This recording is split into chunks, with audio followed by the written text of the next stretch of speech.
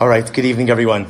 We're gonna begin. I know that there are still people, Baruch Hashem, coming in, but I want to begin this evening first by thanking all of our sponsors. Baruch Hashem, we have a number of sponsors for tonight's shir. To thank Rabin Schaefer for dedicating tonight's shir, Fran Hissler, in commemoration of the yahrzeits of her grandmother, Ida Markman, and Mildred Abramowitz, cousin Ina Sue Abramowitz Green, and Aunt Mary Rindler, whose yahrzeits all take place around Purim. We thank Neil and Pam Weissman for dedicating the shir tonight, wishing everyone the very best of health and a safe Purim. We thank Nina Allen Goldberg for dedicating the shir tonight in loving memory of her mother, Miriam Bas Avram, who was an advocate for women's Torah study. Truly beautiful. We thank the Haber family for dedicating the shir tonight in loving memory of Chava Bas Mordechai on the occasion of her yahrzeit, which is tonight. Shamash Rav and Aliyah. We thank Alison Steinmetz for dedicating the shir tonight in honor of the miraculous vaccine. That's a great dedication, Baruch Hashem. And a thank you to the shul for all of the chizuk over the past year. We thank Mr. and Mrs. Engelsberg for dedicating the shir tonight in honor and appreciation of the Kehillah and Rebbetzin Solber. So thank you to that. We thank Shandy and Eli Lassen for dedicating the shir tonight commemoration of the 13th yahrzeit of Shandy's sister, Miriam Riva Bas Avram Ve'Ephraim Ve'etel, whose yahrzeit is also tonight, Vav Adar. And we thank Jacob Milner for dedicating the shir in honor of his wife Goldie's birthday. I saw Goldie Milner walking before. Happy birthday to Goldie. Neve Esrim Shanim Tovos. Shir sponsorships are the gift that keeps on giving. It's better than jewelry, better than flowers. I also just want to take the opportunity really just to say two other thank yous in addition to our shir sponsors. I don't think either of them are inside the shul right now, but a very special thank you to our executive director, to Shani Topper. It's very possible that many of you might not have even met Shani. Shani started with the shul in the middle of a pandemic, summertime, and has come in and really has done such incredible work from the beginning, with such attentiveness to detail and such incredible love and dedication. You would have thought that she was born and bred in this shul, the amount of time and dedication that she gives. And so when you see her, please make sure to give a very special thank you. Is Shani in here? A very special thank you to our incredible executive director, Shani Topper. It's also a wonderful opportunity for us to welcome our new office manager, Michal Reitberger, who, Baruch Hashem, also we are truly privileged in our Kehillah to have such a wonderful membership, so many incredible families, so many incredible individuals, and Baruch Hashem, I think the most incredible staff. And just the setup today, the source sheets, everything that goes on is really a credit to our incredible team, really under the leadership of Shani. So thank you, Shani. Thank you, Michal. And the Mir Hashem will be zocha to accomplish incredible things in the years to come. I want to begin by saying that I find myself a little bit overwhelmed this evening. My wife told me, "You look nervous." And I don't usually get nervous when I speak because it's kind of what I do. And I do it relatively frequently. But I realize as I stand here tonight, so this is the first women's shir that we've had inside of the walls of this shul for over a year. And for a very long time, this Beis HaKnesses and this Beis Medrash was deprived of the beautiful Kol Torah. And now, although the pandemic is not over, Baruch Hashem, our minyanim are back, our tfilos are back, and some of our shiurim are back. But I want to thank you because it's incredibly inspiring for me to be here tonight. I'm giving other women shiurim, Baruch Hashem, but they're over Zoom, and I'm sure I'm so done with Zoom on multiple levels. And to be able to sit here in a shul filled with Nashim Tzidkanios, it's Wednesday night. I'm sure there's a million different things to do, but that you're coming here to learn Torah, you're coming here to prepare for the Yom Tov of Purim. I'd have to imagine that for Klal Yisrael in this moment, Ein Zuchus Gedola Mizo. And to see that our shul, Baruch Hashem, is awake, is alive, is vibrant, that women's Talmud Torah, men's Talmud Torah, Torah and Tefillah are happening over here is an incredible source of personal chizuk. So I thank all of you for coming out tonight, for making the time to prepare for Purim together. And the Mir Hashem, we should be zoch over the next little bit of time that we have together to grow together in our appreciation of Purim, to grow together in our appreciation of Torah, And Halavai HaKadosh Baruch Hu should see the Mesiras Nefesh we have for His Torah, for our Yiddishkeit. And in that Zechus, Kadosh Baruch Hu should bring a refuah to our entire world.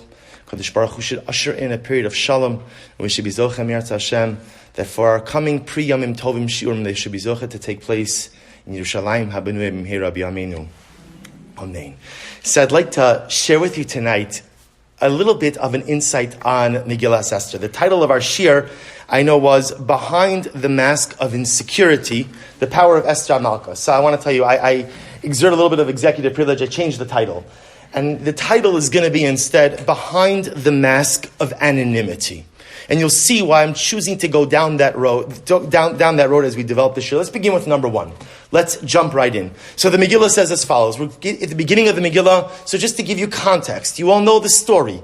So of course we know again, just in the middle of Perek Beis, Achashverosh has already executed Vashti. He has put into motion the wheels for the beauty pageant to go ahead and select the next queen of the Persian Median Empire. So the Torah tells us again, Mordechai is getting all nervous, and he tries to hide his niece. The relationship between Mordechai and Esther is not immediately clear, but the pasuk says as follows: Vayi omen es Hadassah.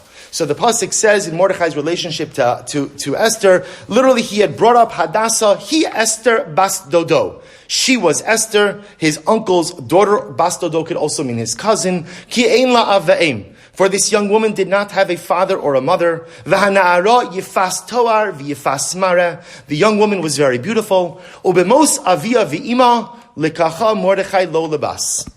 And when her parents died, Mordechai took her literally as a daughter.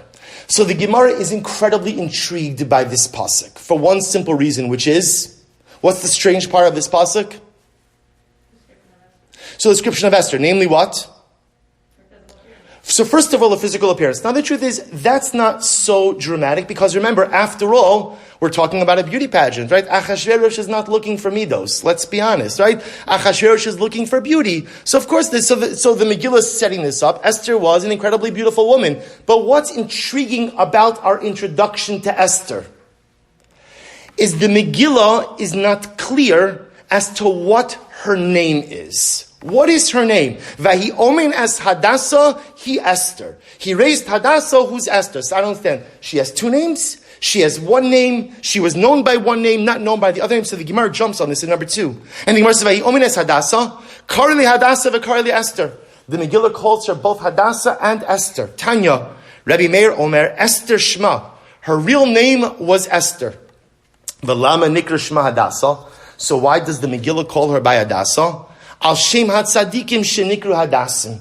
Because the righteous are often referred to as Hadassim, as myrtle branches. That's actually taken from a pasuk in Zechariah. And the idea is that just like Hadassim, myrtle branches, give off a beautiful scent, so to the tzaddikim, the righteous, through their actions, give off a beautiful scent as well. So that's one possibility. Her real name was Esther, but her descriptive name, so to speak, was Hadassah.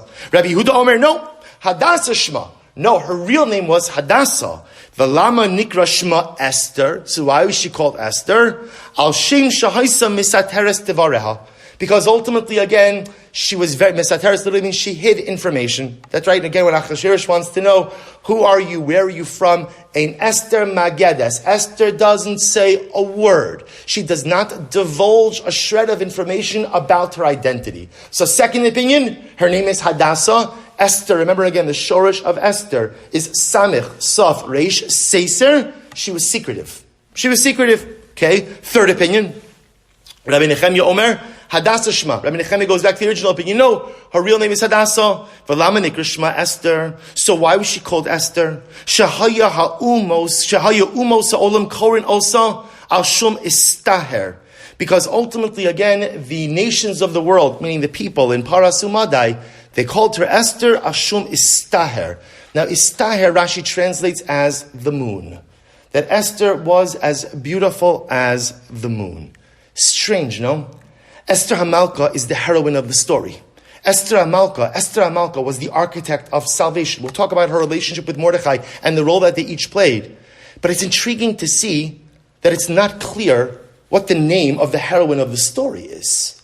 Is her name Esther? Is her name Hadassah? Is Esther the real name? Hadassah the descriptive name? Is Hadassah the real name? Esther the descriptive name? A machlokis in the Gemara. One more piece of information.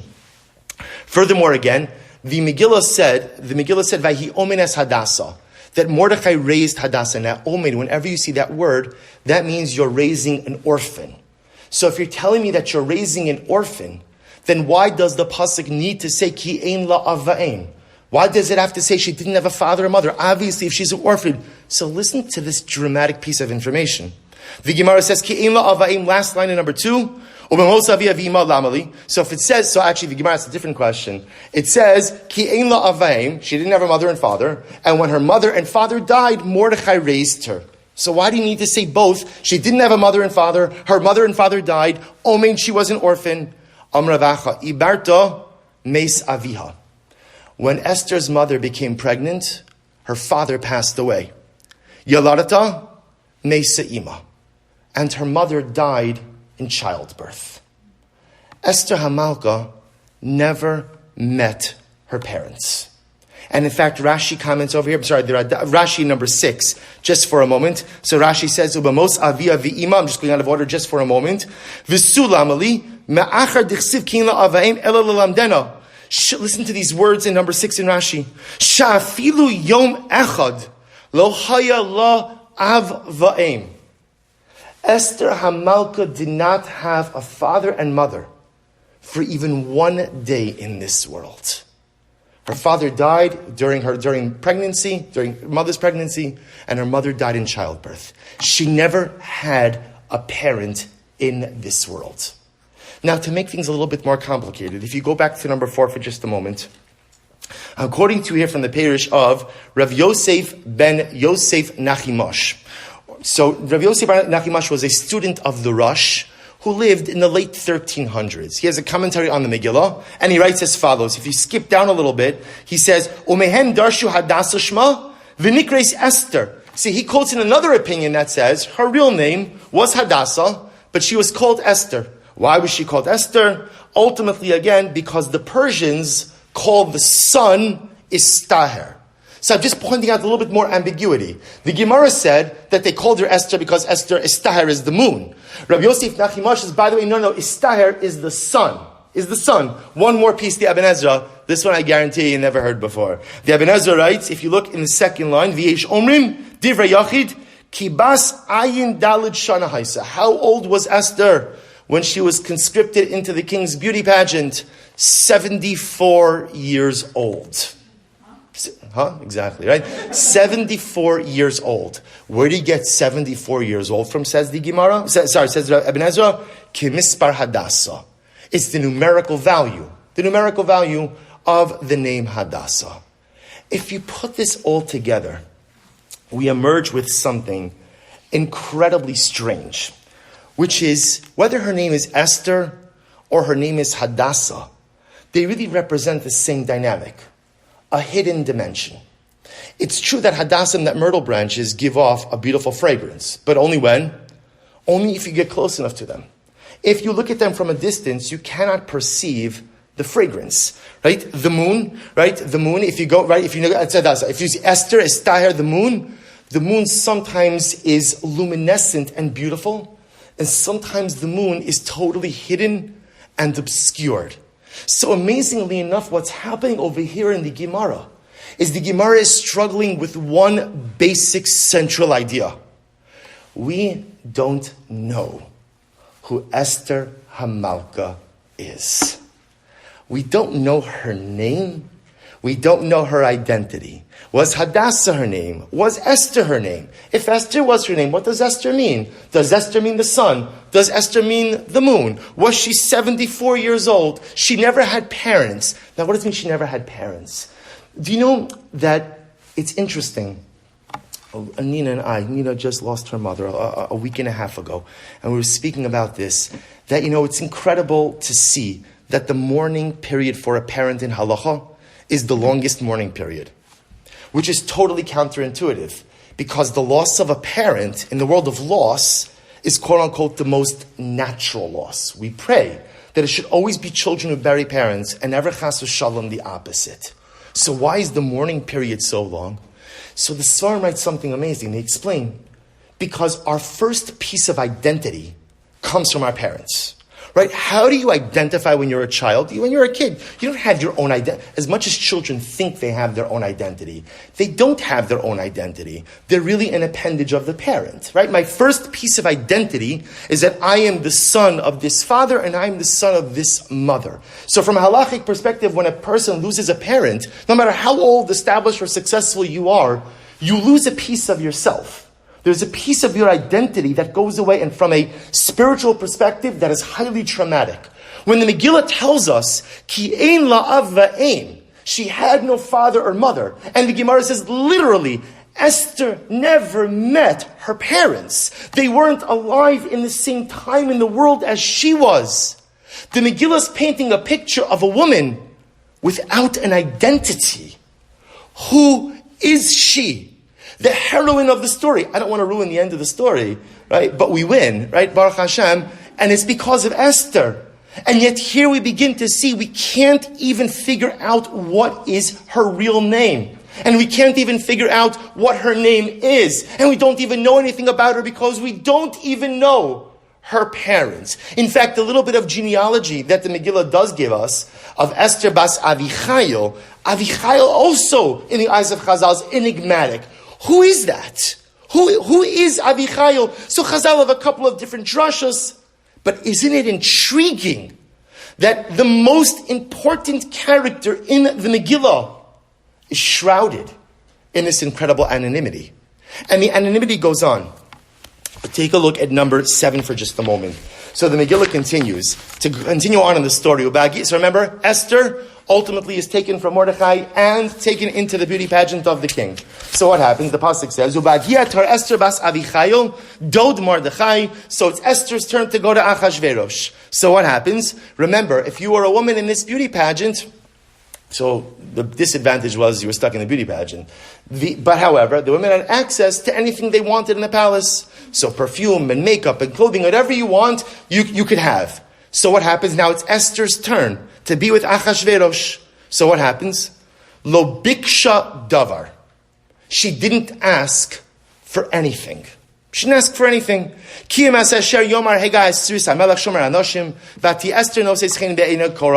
Esther asks for nothing. She had all the resources of the palace at her fingertips. She asks for nothing. The only thing she had to take was that which was forced upon her. I guess she had to put something on that was respectable. Whatever else. But she did not ask for anything. Why did she not ask for anything? The Al-Shich in number 8 says, Al-Kin lo biksha davar, ki emas asher amar hagai, shahaisa ka'anusa, shikashtana bal karacha. So the Al-Shich says Esther was making a statement. And the statement was, I don't want to be here. The statement was, I'm being taken against my will. The statement was, I'm not participating again in this willingly. She felt that had she accepted the clothing, the jewelry, whatever else, that would have been her active participation. So she refuses everything as a way of voicing her objection to being included in this pageant. But look what Rav Yosef Nachinash says again. Number 9, lo biksha davar, lahakel al shomreha. Why doesn't she ask for anything? She didn't want to be a bother to anyone. Lahakel al shomreha. She didn't want to bother anyone to have to get her stuff. Would she have wanted a new dress, some jewelry, some perfume, some makeup? Maybe. But she didn't want to put upon anyone else. She didn't want to go ahead. What Rabbi Yossi Nachimash is saying, Esther's view of herself was that, who am I? Who am I? I'm going to ask someone for something? I know that I'm here in the pageant. I know I'm here in the palace. I know as part of the right as being part of the pageant that I have the right to request all of these things. But who am I? The anonymity continues. And the anonymity we now see is not just about Esther, but it's about Esther's perception of herself as well. Who am I to ask for something in the palace? Who are you? You're a young girl. Let's not go with the approach that she was 74 years old. 74 is young. 74 is the new 34. That's for sure. Right? But again, assuming that we don't go with that approach, she's a young woman, plucked from her home, plucked from her family. Remember, again, there is an opinion that holds that Mordechai and Esther were husband and wife. Potentially plucked from a marriage. Who am I? Who are you? You're the woman who's been robbed of your life. No, I'm a no one. I'm a no one. What right do I have to put upon anyone else? What right do I have to ask anything? And here's where it comes to a head. Take a look at number 10. So fast forwarding, I'm taking you through pretty much the entire Megillah. So if you look at number 10, give you the context. Haman has put out his decree against the Jewish people. Lahashmid, larok, li'abed, has kol Yehudim. Haman is now going to go ahead and wipe out the entire Jewish nation. Mordechai hears about this edict. He hears about this decree, and he sends word to Esther.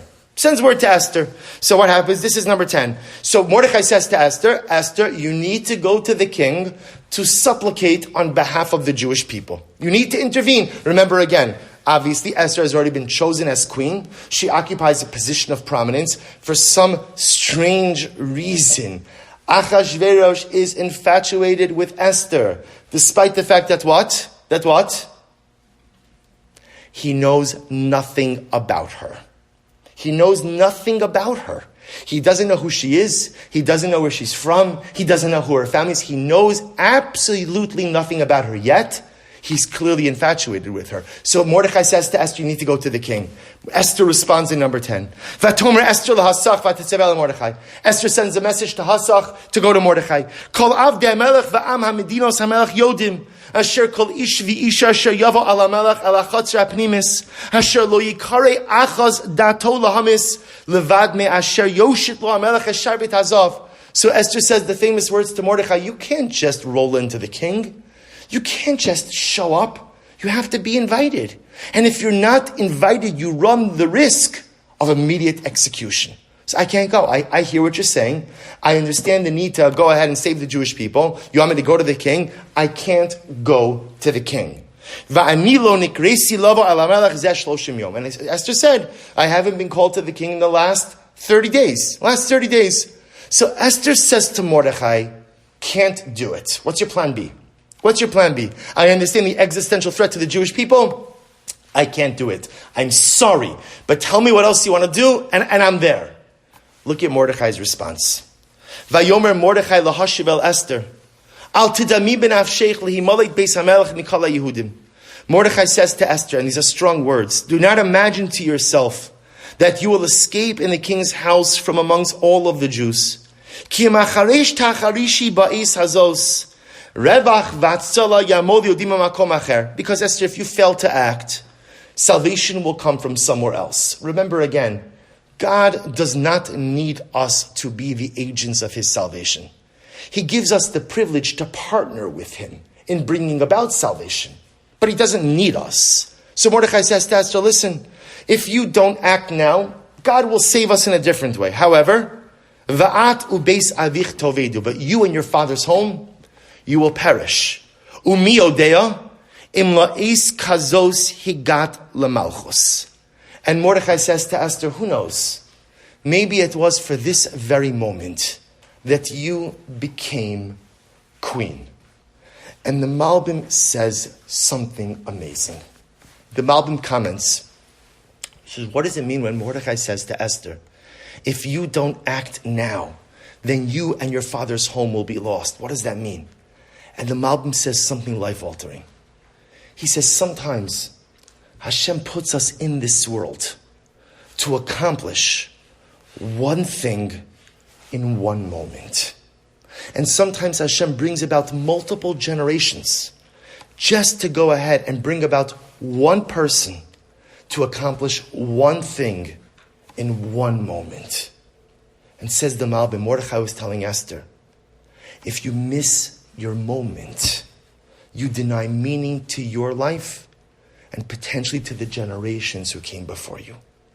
Umi odea im la'es kazos higat lemalchus. Esther, maybe this is your moment. Maybe this is the moment that your parents brought you into this world for. The parents who you never met.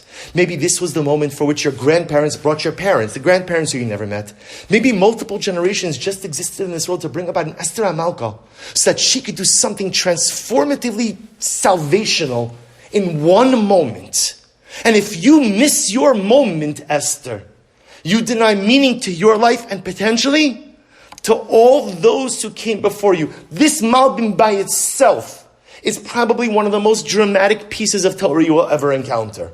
Life is filled with these moments. Do you know what happens often when incredible, transformational, cathartic moments come along, cross our threshold? You know what usually happens? Not clinical tests have shown that 9 out of 10 times when people are presented with transformational, cathartic moments, you know what they say?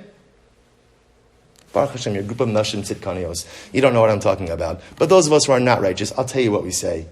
Too busy. Not now. Now's not the right time for a transformational, cathartic moment. When is the right time? Come back tomorrow. No, tomorrow's not good either because it's Erev Shabbos. It's Thursday. Maybe next week. I think I have an opening for a transformational, cathartic moment in a couple of weeks from now. And we go through life presented with incredible moments. Moments of growth. Moments of inspiration. Moments of change. Moments of chesed. Moments where we can make a difference. And we so often let them slip through our fingers. Mordechai says to Esther, Esther, remember, Megillas Esther is the first book written after the close of prophecy. There is no Navi in the story of Esther. That's what makes it unique. It is the first post-prophetic story. So Mordechai says, Mi yodea im la'is kazo sigat lamalchus. Who knows? Who knows? Maybe this is your moment. Can I say for sure it's your moment? I can't say for sure. But maybe, just maybe, it's your moment. And if you let it go now, you run the risk of depriving your entire existence and potentially generations before you of meaning. But perhaps Mordechai was saying something else to Esther as well. He says, Esther, my beloved Esther, do you want to live the rest of your life shrouded in anonymity? Do you just want to be a face in the crowd? Do you just want to be another person? Now granted, she's the queen. She wasn't exactly a face in the crowd. But Mordechai was saying to Esther, Esther, to a certain degree, your whole life, you've been anonymous. To your whole life, are you Esther, are you Hadassah? Are you 74 or are you 24? Are you the sun or are you the moon? You don't have an identity from your parents. And Esther, it's in this moment right now that you have to make a decision. Because Mordechai says to Esther something amazing. Hareat ubeis avich tovedu. Doesn't have to mean you and your father's home will be destroyed. Remember again, Esther has no father's home. Her parents are dead. She has no extended family. Mordechai is the only family she has. So perhaps when Mordechai says, Hareat ubeis avich tovedu, tovedu, be lost, doesn't have to mean be killed. It could mean being lost into the clutches of anonymity and obscurity. Esther, you have to make a choice. Do you want to be someone? Do you want to carve out an identity? Do you want to establish a persona? Or are you forever going to live in the shadows of anonymity? This was the challenge that Mordechai was putting before Esther. Who do you want to be? What do you want to be? Do you want to be the unknown one, Esther, Hadassah, sun, moon? Or are you ready to carve out an identity for yourself? And then Esther does something amazing. We'll tie this together in just a moment. Esther does two things in the immediate aftermath of this exchange with Mordechai. Number one, take a look at source number 12. The first thing she does. Vatomer Esther lahashiva Mordechai, leich kinos es kala Yehudim. The first thing Esther Amalka does is she says to Mordechai, go and gather all of the Jewish people. Go and gather the Jewish people. And in some B'Shushan, v'tzamu alai, fast, v'al tochlu, v'al tishtu, don't eat, don't drink for 3 days. I'm also going to fast, and I'll go to the king. I'll go to the king. V'chasha avarati avarati. You know, whatever will happen, will happen. So the first thing Esther Amalka does is declares a day of tefillah. We have to daven. We have to daven. Gather the Jewish people, and we'll daven. What's the second thing she does? Take a look at number 13. And again, you know, part of the challenge sometimes when we learn Megillas Esther is anytime you know a story too well, you no longer really look at it with a critical eye. So watch what I'm going to show you in sources number 13 and 14. So in 13, the Megillah says, Vayhi bayom hashlishi vatilbash Esther malchus vatanmod b'chatzar beis Mel. So finally, after the days of prayer, the communal prayer, Esther summons up the courage. She goes to the king. You know the story. She goes to the king, nervous, davening the whole time. And what happens? The king sees her, so happy to see her. He extends the scepter. He says to Esther, Maloch Esther Malka ma bakashasech. Tell me, Esther, what do you want? Whatever you want, up to half the kingdom is yours. Last line, last pasuk in number 13. What does Esther ask for? Vatomer Esther, im ala melech tov, yavo hamelech v'haman hayom ela mishta asher asisi lo. So Esther has a simple request. I'd like to host you and Haman for a meal. I'm going to make a suda. I'm going to make a meal. Just me, you, and Haman, a nice little mezumin, and that's it. Come to a meal. I'm inviting you to a meal. King says, okay.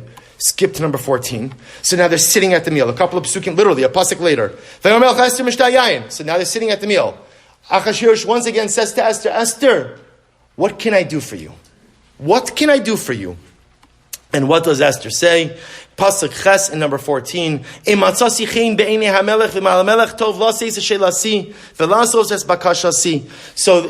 Esther says to King, if you're willing to honor my request, Yavo hamelech v'haman el hamishta asher esa lahem umachar esa kidvar hamelech. Esther invites Haman and Achashverosh to another party.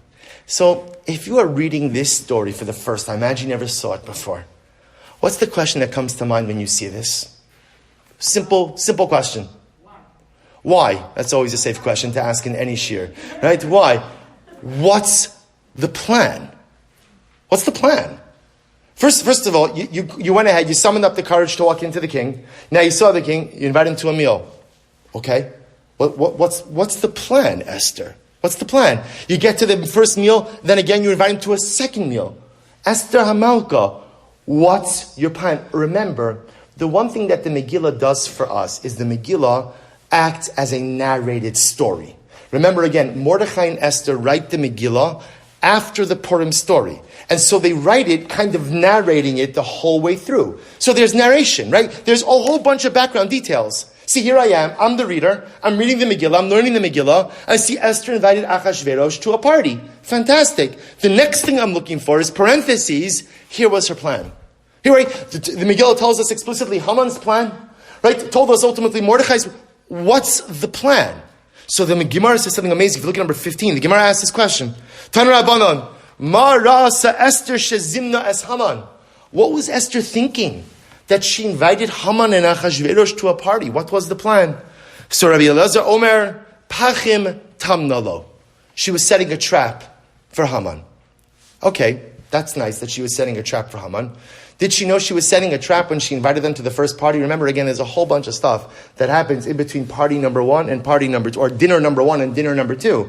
Right? In between those two dinners is when Achashverosh couldn't sleep that night. Mordechai wasn't reminded. He hears Haman going ahead and making the gallows. A whole bunch of stuff. Esther was setting a trap. Esther goes into the king, thankful that her life was spared. She invites him to a party. And we're reading this on to understand what is the play. What's the plan over here? So I want to share with you something amazing. If you take a look at number 16, Rabbi Soloveitchik, Zecher Tzadik Livracha, gave a number of shiurim on Chanukah and Purim. And these essays, these shiurim, were codified as essays in a book called Days of Deliverance. And here I want to share with you what I think is an incredible transformational insight by the Rav. So Rabbi Soloveitchik writes as follows. He says, Esther, no, I'm not going to give you the whole piece, but he said, we'll just read it. However, leveling such a charge against Haman entailed tremendous risks. It could boomerang. This is the reason for Esther's procrastination and slowness. He says, she dreaded the results of an unsuccessful attack on Haman. She took a wait and see attitude. She waited for something to happen, for an event to occur. Rabbi Soloveitchik posits something absolutely amazing. Esther had no plan. She had no plan. So when she goes into the king and she says to the king, come to a meal, and you were to pull Esther aside, well, what's your plan? What's your plan? And Esther says, I don't know. We're just going to have to wait and see what happens. But I'm pretty sure if I keep me, Achashverosh, and Haman in a room, something is going to explode. Something's going to happen some way, somehow. How, when, where, what? No idea. So the Rav posits, Esther had no plan. It was a wait and see approach. It was simple procrastination. Normally, again, I'm going to come out on record against procrastination. Except if you're Esther Hamalka and there's no other plan. I just have to keep the ball rolling. I have to keep things going and try to see what is going to unfold here. If you look at the second paragraph at number 16, the Rav writes, Esther succeeded. A young, frail maiden, the daughter of immigrants, defeated the most powerful prime minister in the annals of Persia. The charismatic woman, upon whom God let his spirit descend and upon whom God placed the burden of becoming the people, the burden of becoming the people. This woman nation emerged victorious. Yes, Mordechai was the initiator, the teacher, the first messenger. He awakened her. He fired her imagination. We'll talk about that more in just a moment. And sensitized her heart. Through him came the inspired word to her. Yet the strategy was hers. She could not consult with Mordechai. And even if she could, she would not have accepted advice from him. Providence wanted her to do everything on her own, all by herself. God's spirit descended upon her, and she attained victory. So before we go on to the next verse, I want to show you what's unfolding over here. So Esther HaMalka, right, she has this exchange with Mordechai. And the exchange with Mordechai is, Mordechai gives her Musar. And the Musar is, how long are you going to live in the shadow of anonymity? How long are you going to hide behind the throne? How long are you going to hide behind this? How long are you going to live in the shadows in life before you carve out a definitive identity for yourself? And Esther hears this and she says, you're right. And she does two things. The first thing we said was tefillah.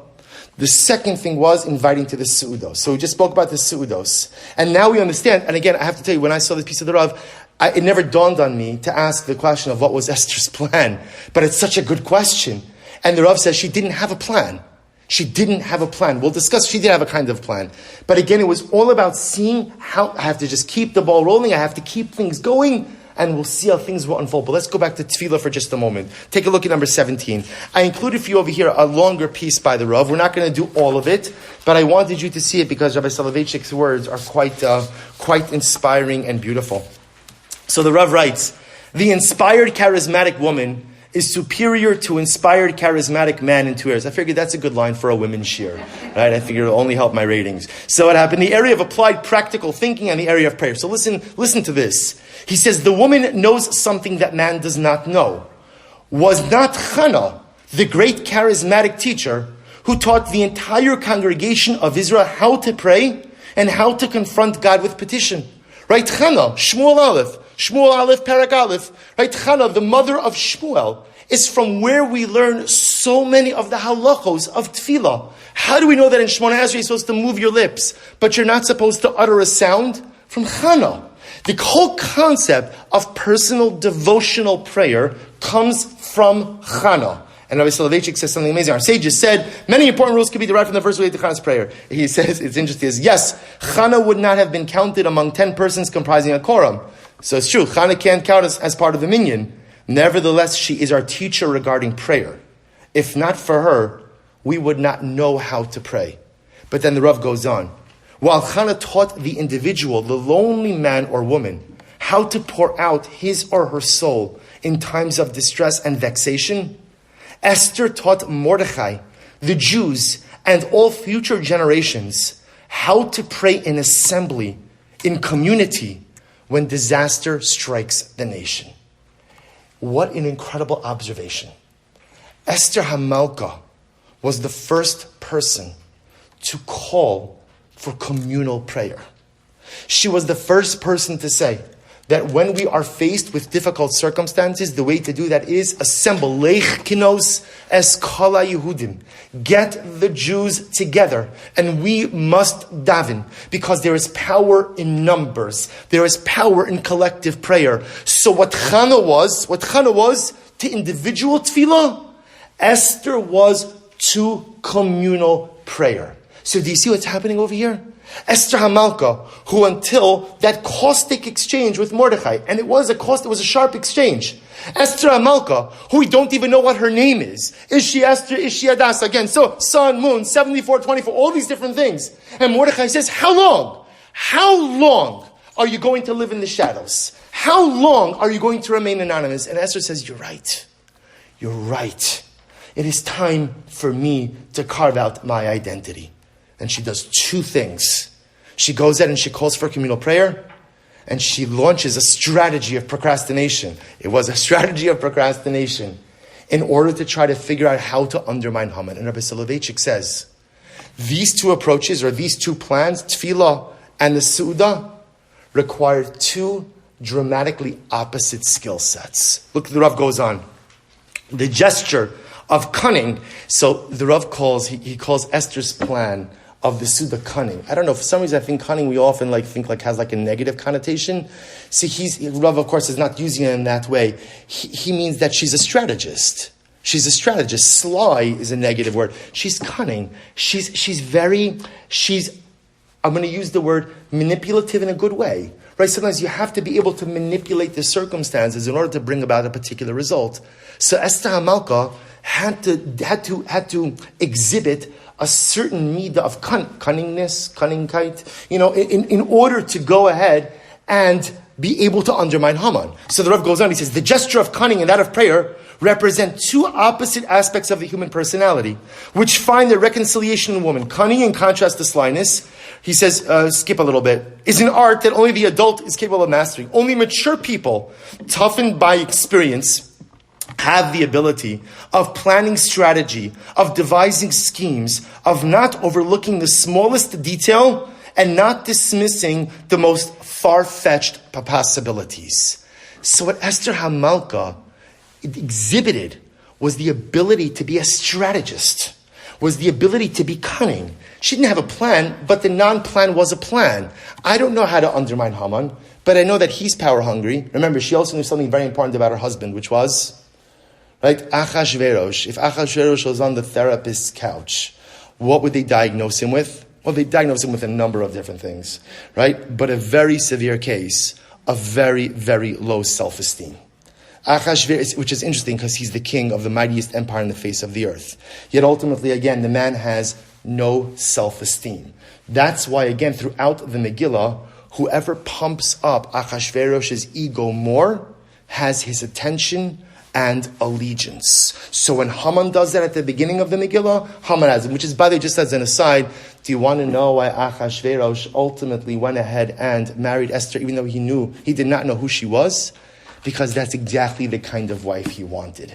See, Achashverosh wanted an anonymous wife. You know why? Because there's no threat in anonymity. Vashti was a threat. She stood up to him. He wasn't interested in that. It's not that he was conflict averse. It's that, he just had low self-esteem. So for him, the best thing in the world was a woman who's totally anonymous. So therefore, again, I shine. She does not. She's no threat to me. She has no standing. She has no station. So Esther HaMalka becomes this incredible strategist. If you skip a little bit, so what I did is, you see, I put the letters in the middle. If you see by the paragraph, by the letter A, the right-hand side of A, the right paragraph to A. On the other hand, so on one hand, Esther had to be a strategist. And the ability to strategize, the ability, what the Rav calls to be cunning, is really only by adults. Rav points out children can be manipulative, but they can't be strategists. Being a strategist comes from understanding the world a little bit, comes from understanding life a little bit, comes from understanding yourself a little bit, understanding people. That's a skill set that adults have. Children don't have it. On the other hand, listen to how beautiful this is. Prayer is an art that the child knows best. This is so moving. Children know how to daven the best. The mature person, listen to this, is a cynic, a skeptic, too practical-minded, too tough and insensitive. Maturity ennobles and corrupts man at the same time. When is man summoned to pray? When he is completely overpowered by emotions, by black despair or dazzling joy. When he is under the impression that his world has disintegrated and is in shambles. Or when he feels himself a conqueror. When he is enraptured with himself in the world. When he is delirious with joy. Prayer is an expression of either complete resignation or ecstasy. Prayer reflects an unqualified total experience either of self-affirmation or self-negation. Prayer requires the individual's absolute identification with an emotional state. Now you have to appreciate, Rabbi Soloveitchik was part of the Brisk dynasty, the Brisker dynasty. And in Brisk, you have to understand that intellect is king, emotion is a weakness. Rabbi Soloveitchik writes that his father, Moshe Soloveitchik, never told him that he loved him.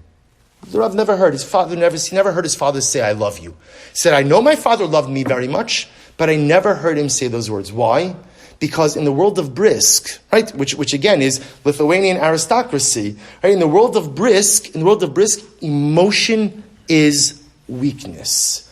What was very unique about Rabbi Soloveitchik, this has to do also with Zara. I mentioned this in other shigurim.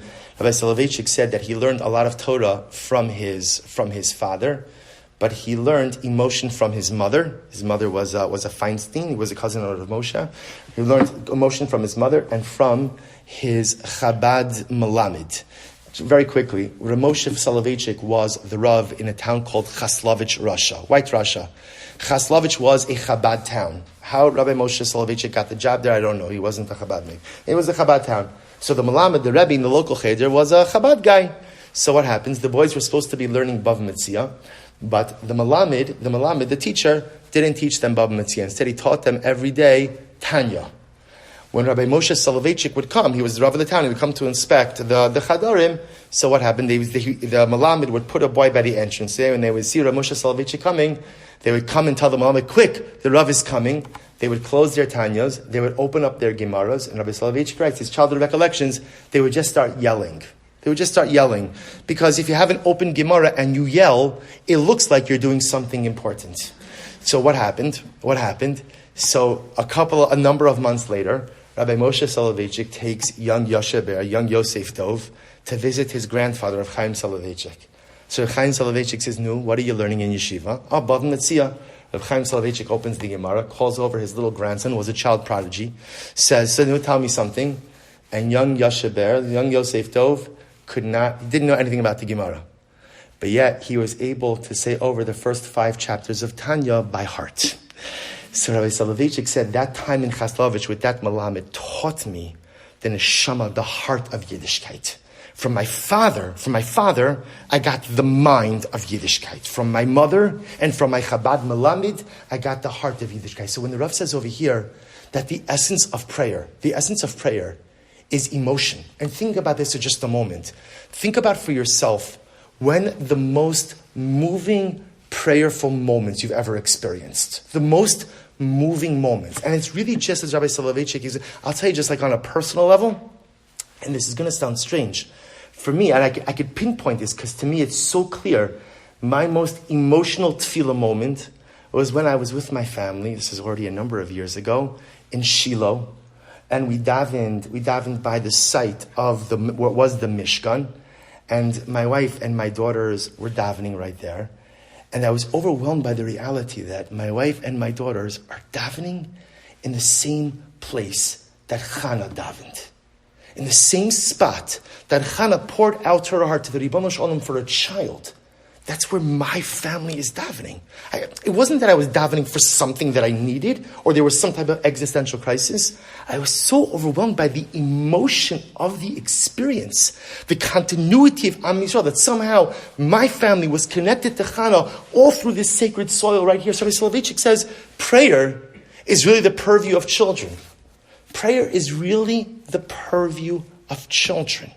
Children who are emotional know how to daven. I apologize in advance to the Opendins, but if you ever come to our shul and you hear Bizi Opendin daven, right?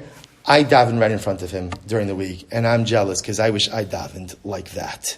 Every word, mila b'mila, a soft, sweet voice. Like me, I'm like, the chazan needs to start Chazar Sashatz already.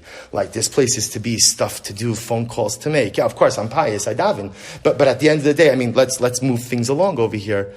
And it's amazing. The Rav says, because tefillah is really the purview of children. That unadulterated emotion, that purity of emotion, that's tefillah. So the Rav goes on, he says, an adult usually does not experience emotions of unlimited intensity and all-powerful dynamics. When he meets with adversity, he tries to console himself by saying, it's just skip down a little bit. The child responds, paragraph D, right-hand side. The child responds spontaneously to his emotions. He fluctuates quite often between despair and joy. Children are emotionally volatile. And that's not a diagnosis. That's a statement of fact. Children are supposed to be emotionally volatile. Because when you are a child, you are all emotion. Intellect is the purview of the adult. So watch this. He never tries to censor them. A child doesn't try to hold back his emotions. At the slightest provocation, the child will explode emotionally. He fell and scraped his knee. He runs to his mother for help, crying and complaining as if everything has crumbled and collapsed. Right? We've all had those moments with our children, where our children literally have a meltdown. And maybe you've had a long day as well. And what do you want to say to your kid more than anything? Really? This is what you're crying about? This is what you're upset about? This. And then you restrain yourself because you realize that's an adult talking. But from a child's perspective, everything is a calamity, right? My friend wasn't nice to me. I dropped my ice cream. I fell and I hurt my knee. There's this explosion of emotion. Let father or mother bring him a gift that he is expected and waited for, and the child will jump and dance for joy, kiss his parents, and repeat, thank you, 100 times. The distress of a child is boundless, and there is no limit to his happiness. He knows how to pray from the depths, and at the same time, how to thank and serenade God, how to sing praises to him. So now watch what the Rav is developing. Esther HaMalka, in response to Mordechai's incredibly sharp message, says, you're right. I have to leave the shadows of anonymity, carve out the personality for myself. And what does she do? She does two things. She becomes a strategist and she becomes a prayer. She engages in tefillah. Two polar opposite things. Esther becomes a sophisticated adult and she becomes an emotional child. And she becomes them both simultaneously. Writes Rabbi Soloveitchik, the last paragraph in number 17. The Jew should be an adult, and should be adult and child, grown up and immature at the same time. When called upon to act as divine agent, to be a history maker, the Jew must be mature, courageous, and intellectually developed. When it is time to pray, the Jew must shed his maturity and reach out for either the enthusiasm or grief of the child. The woman is more of an expert in playing this double role. Esther performed it magnificently. She knew how to be cunning and how to pray. Therefore, the Megillah is named for Esther. So if we bring this all together, it turns out that the Megillah is the cathartic evolutionary story of one woman. Esther HaMalka begins the Megillah shrouded in complete obscurity and anonymity. Is it Esther? Is it Hadassah? 7454, sun, the moon. Who is she? And then what happens? She makes a conscious decision that I'm not going to spend my life as a face in the crowd. I'm not going to spend my life just blending in. I'm not going to recede into the shadows of anonymity. I'm going to create an identity. I'm going to create a personality. And Esther accomplishes something that most of us can't do. This duality of personality. The ability to be a mature adult who strategizes. Do you know how important the midah of strategizing is? Do you know for most of us, when we think about strategizing, right, what comes to mind? Strategizing. For me, for many of us, strategizing is, okay, how do I manage carpool, work, and dinner? Right? By the way, that is a strategy. That is a strategy. And that's important. But we sell ourselves so short. What about the strategy for my life? What about what I want to do when I grow up? What about who I want to be? What about what I want to accomplish? And by the way, Esther is unique because she was a headline grabber, right? What she does becomes known for all the generations. That doesn't have to be your strategy. Not everything has to be public. Not everything has to be known. But what's your life strategy? What's your strategy for your life? You know, so often what we do, even without realizing, is we go ahead and we give up the driver's seat. We give up the driver's seat and we just simply slip into the passenger seat. And why? Because the passenger seat is so much more comfortable. What can you do? You could recline. You could put on the warmer, right? The seat warmer. You could open the window. You could take a little nap. It's great. Driving is exhausting. Who wants to drive? So much better to be a passenger. But when you switch over to the passenger seat of your life, either someone else takes the wheel, and it happens all the time, where other people determine the direction of our lives. Now, sometimes we can't control what other people do, but you could wrestle the wheel back if you want to. Sometimes we let other people just take the wheel and take us wherever they want to. And sometimes no one ever sits in the driver's seat. And the car just kind of wanders along aimlessly, and wherever it goes, and hopefully it doesn't crash. And if it crashes, it's okay, because at least I'm rested, right? And at least I'm okay, and I'll get around to fixing the car at some point in time. Esther Malka teaches you have to be a strategist in life. What's your strategy? What do you want? What do you want to accomplish? Who do you want to be? But Esther Malka also teaches us about the need to be a child. You know, the Esther Malka is not the only person who says this about. Remember, when the Torah speaks about the death of Sarah, meaning Parshas Chayei Sarah, so the Torah says, "Vayucha imimei Chayei Sarah, mea shana, esim shana, v'sheva shanim." 100 years, 20 years, 7 years. And some of the commentaries explain, Rashi has his own approach, but the idea that Sarah Imenu, when she was 7, she was a 7-year-old. But when she was 20, she was still a 7-year-old. And when she was 100, she was still a 7-year-old. She took that childhood emotion. She took that childhood innocence, right? How many of us have lost our innocence? We look at the world and we're so cynical. And we look at people and we're so cynical very often because of good reason. Because we've been hurt, because we've been mistreated, because we've taken advantage of it. So you could go through life like that if you want to. But what a terrible way to spend your life. Or you could recapture your inner child and try to recapture some of that excitement and try to recapture some of that innocence and decide that I am going to drive the ship of my life. I'm going to be the strategist. I'm going to be the child, like Esther Malka, all simultaneously. The story of Purim, the story of the Megillah, is at the end of the day the story of a woman who decided, I no longer want to be anonymous. Because most people live their lives in the shadows of anonymity. We get by. Do what I have to do to make it through. Do what I have to do to check the box. But I'm really just living an anonymous life. And Esther Malka says that's a choice. Choose not to be anonymous. Choose to escape from the shadows of obscurity. I think the way, if I were to sum it up in a phrase, that what Esther Malka teaches us is if you are a no one, you can become anyone. If you're a no one, you could become anyone. Esther Malka begins the Megillah as a no one. We can't even get her name straight. We don't even know who she is. But this courageous young woman makes a decision to become a someone. And to become a dramatic someone, a someone that maybe is even beyond most of us. Because that duality is incredibly difficult. To be the adult strategist and the emotional child is very difficult simultaneously. But Esther Malka made the decision that if you are no one, you can choose to be anyone. And this is the message of Purim. Because two things happen to us over the course of the journey of life. Number one is that often we just remain anonymous. And sometimes we get locked in to identities. You know, I remember my grandmother, Zichron Livracha, my grandparents were survivors.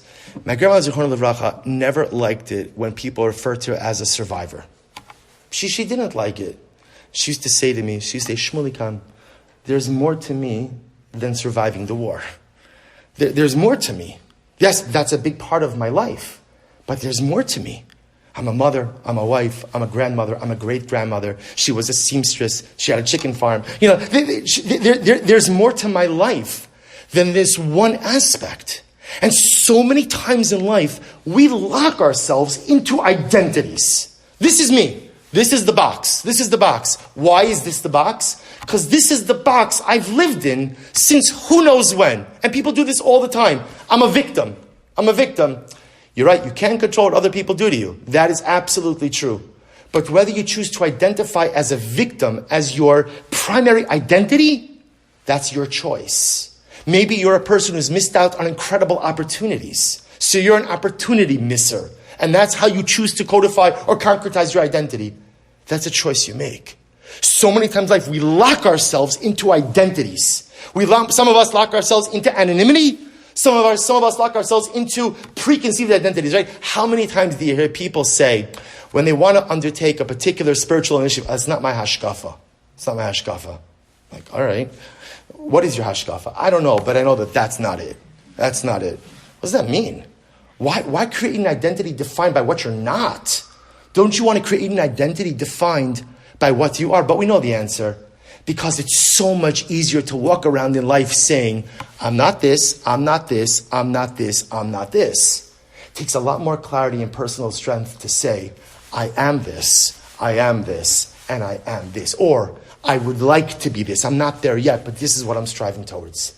Esther Hamalka teaches us that we could escape the clutches of anonymity, and ultimately, again, we could escape the clutches of pre-created or preordained personality, behavior, life constructs that we have created for ourselves or that others have created for us. And we can choose to break through that. Mordechai says to Esther, Al tidami b'naf sheikh li malit. Don't hide in the shadows. Don't hide in anonymity. Don't hide behind the identity you've had, because that's what you've had.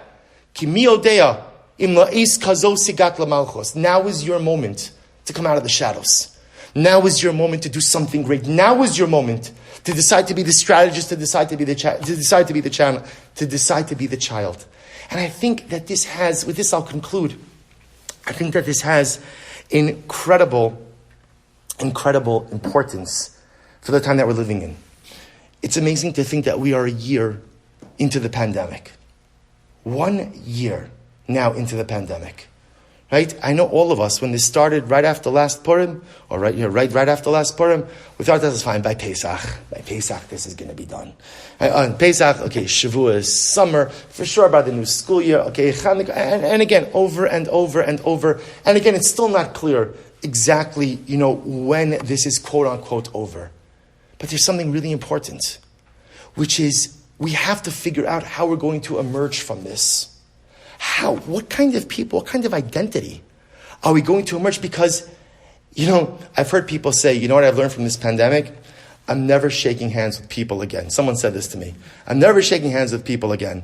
Right? So I wanted to say to the person, that's just because you're generally antisocial. That has nothing to do with that's the lesson from the pandemic, that you're never shaking hands again. And I'm never shaking, that's what the world's been turned upside down. Over 1 million people dead. Everything has changed. How am I changing?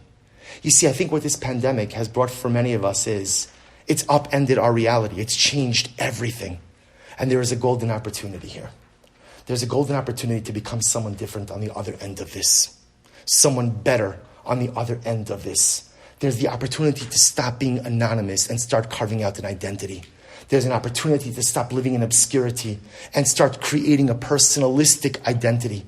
There's an opportunity to become an adult if we need to, or to become a child if we need to. There's an opportunity to make something of ourselves. I'll end off, last source for tonight. There's a beautiful Gemara Maseches Pesachim. And the Gemara writes something beautiful. The Gemara speaks about one of the turrets in the Beis HaMikdash. And the turret was named, amazingly enough, Shushan Habira. The Gemara says, "Disnan shtei amos haya b'Shushan Habira." So if you can imagine, when you were walking towards the eastern gate of the Beis Hamikdash, there was a turret like a tower, a turret, and that turret was called Shushan Habira. Shushan, the capital city. And Rashi points out in number 19. Rashi says, why was it called? Why did they have a turret called Shushan Habira? So Rashi says, first of all, it had a beautiful mural of the city of Shushan painted on it. So why did they have a turret for Shushan Habira? So on the most basic level, it was a sign of gratitude to the Persian Median Empire, because it was Esther's son, Koresh, right, Cyrus, who allowed for the rebuilding of the Beis HaMikdash. So their Hakaras Hatov, their gratitude to the Persian Median Empire was a Shushan Habira turret. But look what Rashi says, the last 3 words of number 19. Do you know why we needed a turret called Shushan Habira? Kedei sheyedu mehechan ba'u. So that every Jew who came to the Beis HaMikdash should know one thing: where they came from. Where do we come from? We come from Shushan Habira.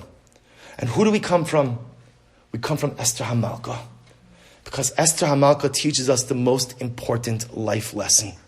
That whereas it's relaxing and convenient to live in anonymity, each of us has the ability to create and to hewn out a beautiful personalistic identity. Let's use this Yom Tov of Purim as an opportunity to figure out what is our strategy for successful living. What do we want to do? What do we want to accomplish? Who do we want to be? And just like the Geula, the redemption of Purim occurred because one young woman decided to leave the shadows of ambiguity, choose a name, choose an identity, and become someone. If we follow in this heroine's footsteps and we find that same courage as well. We will be Zocheh Meretz Hashem to bring in the next period of Geula, the Geula of Mashiach, the Geula of the Beis Hamikdash, the Geula of all of us together in Eretz Yisrael B'Mehira B'Yameinu. Amen.